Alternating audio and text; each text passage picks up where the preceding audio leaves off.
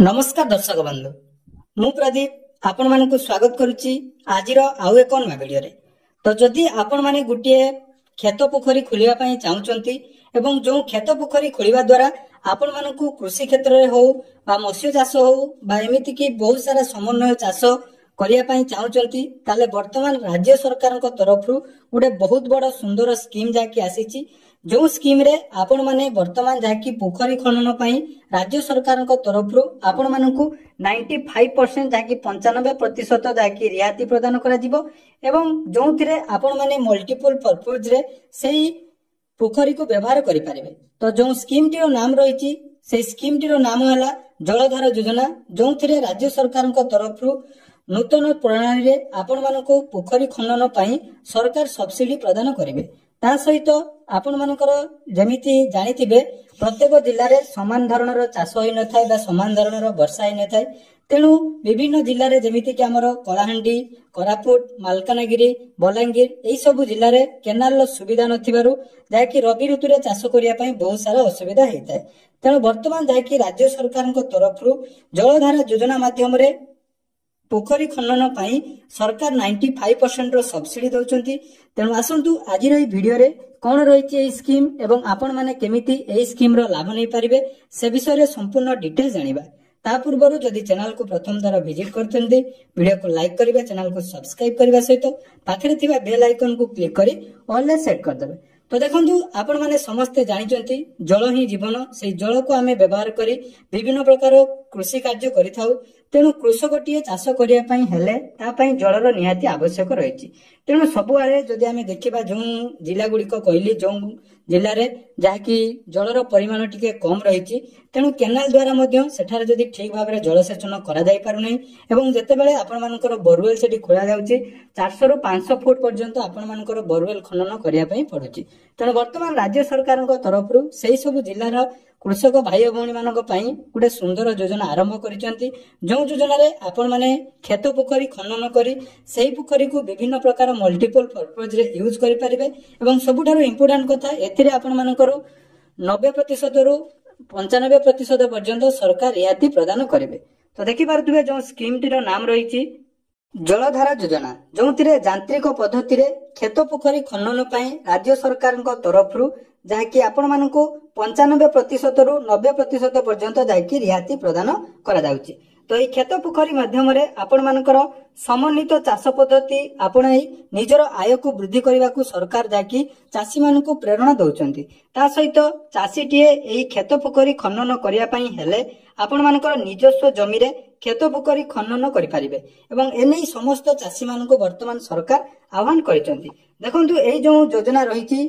2024-25 रु आरंभ होई 2026-27 अर्थात 3 वर्ष पई जाकी राज्य रे कार्यकारी हबो एवं जलधारा योजना माध्यम रे यांत्रिक पद्धति रे खेत पोखरी खनन पई सरकार आपण मानकु जाकी रियाती प्रदान करिवे। तो देखंतु जदि हमें देखिबा एटा हमर जो जिल्ला गुडी को आपण मानकु कहली कोरापुट, मालकानगिरी, बलांगीर, नुआपड़ा, बरगढ़ एवं कलाहांडी जिल्लार चाषी भाई भौणी मानक पई प्रयोज्य, जोंठारे आपण मानकर केनाल रो सुविधा नै बा पानी रो सुविधा नै से अंचल रे आपण मानकु खेत पोखरी खनन द्वारा आपण माने एही सब फायदा पाई परिबे। तो देखि पारुथिबे ब्लॉक मध्यटी मेंशन करा जायछि जेमिति कि कोरापुट जिल्लार कोटिया ग्राम पंचायत, मालकानगिरी चित्रकोंडा एवं स्वाभिमान अंचल, बलांगीर आगलपुर, बेलपड़ा, बंगमुंडा, डुडुभेला, खपराखोल, मुरीबाहाल, पाटनागढ़, सईतला, टिटलागढ़ एवं तुरईकेला। सेहीपरि नुआपड़ा डिस्ट्रिक्ट रो खरियार, सिनापाली और बड़ेन, बरगढ़ डिस्ट्रिक्ट रो गाईसिलट, झारबंद, सोहेला, आंबाबना, पाइकमाल एवं पदमपुर। सेहीपरि जो देखिबा कलाहांडी जिल्लार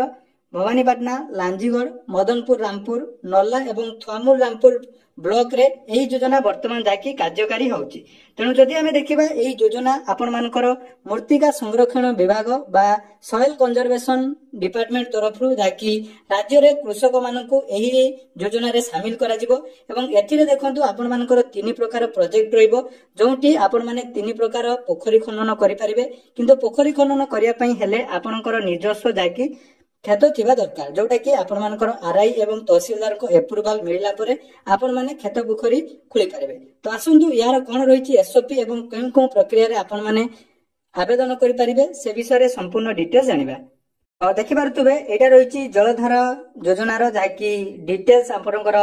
एसओपी जोटा कि सॉइल कंजर्वेशन डिपार्टमेंट तरफ आपण मानकर जाउछि तेणु एग्रीकल्चर डिपार्टमेंट एवं farmer employment department of Odisha तरफ जलधार योजना वर्तमान जाकी राज्य रे लागू करा जायछि। तो मुख्य कथा जदि देखिबा एही योजना रे आपण मानकर जाकी सरकार को तरफ जो खरीफ ऋतुर इरिगेशन लो जो प्रोटेक्टिव बा बंचेबा पई जो जल आपण मानकर बेसी होछि ताकू एठी आपण मानकर जाकी प्रदान करा जिवो ता सहित सेही पानी को आपण माने जो रबी चाष करुचंदी से समय जो पानी रो शॉर्ट होछि से पानी को आपण माने एही खेत पोखरी खनन करी ताकि सेविंग करि परिबे एवं परवर्ती समय ताको आपण माने फार्मिंग क्षेत्र रे व्यवहार करि परिबे ता सहित फार्मिंग करबा सहित आपण मानकर फिशरी बा मत्स्य चाष से बळी बतक चाष मध्ये आपण माने मल्टीपल पर्पज रे से खेत पोखरी को व्यवहार करि परिबे एवं एई खेत पोखरी आपण मानकर करबा द्वारा अंडरग्राउंड रिचार्ज जोटा कि रही सेटा मध्य आपण माने करि परिबे ता सहित देखंतु एई जो प्रकल्प बा एई जो प्रोजेक्ट टी ऑलरेडी 2024-25 रु आरंभ होईची वर्तमान जाकी 2025-26 पर्यंत चलीची एवं आगो को जाकी आ गोटे वर्ष काम करिवो अर्थात 3 वर्ष पई एई प्रोजेक्ट टी काम हबो। तेणु मुख्यतः जदि जिला कथा देखिबा आपण मानकर मालकानगिरी कोरापुट बलांगीर नुआपड़ा बरगड़ एवं कलाहांडी जिल्ला रे एई प्रकल्पटी वर्तमान जाकी कार्यकारी हेउची। तेणु देखंतु एथिरे आपण मानकर एलिजिबल क्राइटेरिया जोटा कि एससी एसटी कैटेगरी रो जो माने रहिचंती फार्मर से माने मध्ये आवेदन करि परिबे ता सहित नॉर्मल आपण मानकर सब्सिडी पई जनरल कैटेगरी रो मध्ये आपण माने आवेदन करि परिबे। तेणु आवेदन करिया पई हेले आपण मानकर जाकी गो सुगम पोर्टल ले आपण माने ऑनलाइन ले आवेदन करि परिबे नले ऑफलाइन ले आपण मानकर जो सॉइल कंजर्वेशन ऑफिसर रहिचंती तांको सहित जोगाजोग करी आपण मानकर ब्लॉक रे जाकी आवेदन करि परिबे। डिटेल सेठी आपण मानकर दिया जायछि ब्लॉक रे मध्ये आपण माने ऑफलाइन ले या पई आवेदन करिवे एवं आवेदन कला परे आपण मानकर जाकी वेरिफिकेशन हबो जो माने एथिरे सिलेक्शन हबो सिलेक्शन हि साला परे आपण मानकर जाकी एथिरे आपण माने एही प्रोजेक्ट काम करि परिबे। ता सहित देखंतु एथिरे जो 3टी मॉड्यूल कथा मु कहली अर्थात 3 प्रकार आपण मानकर जाकी प्रखोली खनन हबो। प्रथम देखंतु गुटे साइज रहिछि 25 मीटर ओसार 25 मीटर लंब एवं 3 मीटर गभीरता रहिबो सेठी आपण मानकर प्रोजेक्ट कॉस्ट जाकी 2 लाख टंका। मॉडल 2 रे रहिछि 20 मीटर लंब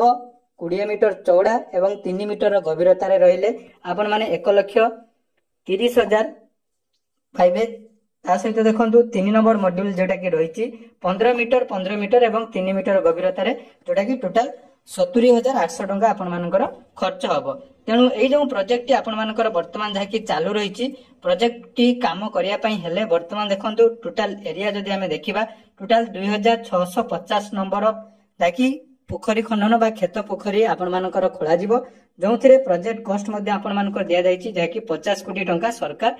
3 वर्ष रे खर्च करिवे एवं ब्लॉक वाइज आपण मानकर देखि पारथबे कोन ब्लॉक रे कोन कोन रहिछि सेटा मध्ये म आपण मानकु टेलीग्राम रे पीडीएफ टी शेयर कर देबी। ता सहित देखंतु प्रोजेक्ट रो काम जोटा कि रहिछि तार डिटेल्स केमिति कोन खर्च हो प्रोजेक्ट कॉस्ट कोन रहिछि ता मध्ये एठी आपण माने देखि पारथबे। तो एई जो प्रोजेक्ट आपण मानकर रहिछि से प्रोजेक्ट रे आपण मानकर जो पोखरी खनन करा जिवो देखि पारथबे एथिरे आपण मानको पानी टी संग्रह करी रखा जिवो एवं सेही पानी को आपण माने देखंतु एठी यूज करि परिबे जोटा कि आपण मानकर कृषि क्षेत्र रे परवर्ती समय रे सहाय्य करिवो। तेणु वर्तमान जाकि राज्य रे एही सब जिल्ला रे एटा कार्यकारी हेउची जदि आपण माने आवेदन करिया पई चाहुचंती ताले निहाती गो सुगम पोर्टल आवेदन करि परिबे नले आपण मानकर जो सॉइल कंजर्वेशन ऑफिसर रहिचंती ब्लॉक रे तांको सहित जोगाजोग करी मध्ये आपण माने आवेदन करि परिबे। तेणु जदि आवेदन रो डिटेल्स वीडियो दरकार अछि निहाती आपण माने कमेंट करंतु एवं टेलीग्राम रे आपण मानकु डिटेल्स पीडीएफ मध्ये मिलि जिवो एवं जहा भी डाउट अछि आपण माने कमेंट सेक्शन रे पचारिबे। आशा करूची वीडियोटी आपण मानकु निहाती इन्फॉर्मेटिव लागिछि। तो जदि वीडियोटी भल लागिछि निहाती सांग साथी एवं परिवार रो समस्तक सहित शेयर करिवे जहा द्वारा कि आपण माने मध्ये निजर एई खेत पोखरी खनन पई आगो को सरकारनकर एई योजनार लाभ पाई परिबे। धन्यवाद।